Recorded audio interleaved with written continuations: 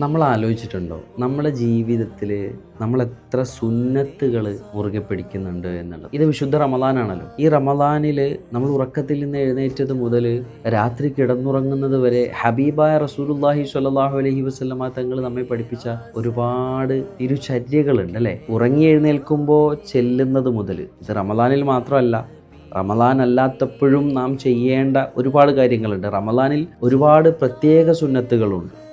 അപ്പോൾ നമ്മൾ ചിന്തിക്കേണ്ടത് നമ്മൾ എത്ര സുന്നത്തുകൾ ഹോൾഡ് ചെയ്യുന്നവരാണ്. ഒരു ചിന്തയുമില്ലാതെ ഒരു ഓർമ്മയുമില്ലാതെ ഇങ്ങനെ ജീവിച്ചാൽ മതിയോ? നമുക്ക് പ്രിയമുള്ളവരെ, നമ്മളൊന്ന് ആലോചിക്കേണ്ടതല്ലേ? സുന്നത്തുകൾ ജീവിച്ച് അതിനെ മുറുകെ പിടിച്ച് ജീവിക്കുന്നവർക്കാണ് വിജയം. ഹബീബായ റസൂലുള്ളാഹി സ്വല്ലല്ലാഹു അലൈഹി വസല്ലമ തങ്ങളുടെ ചര്യ ജീവിതത്തിൽ കൊണ്ടുവരുന്നവർക്ക് വിജയമുണ്ട്.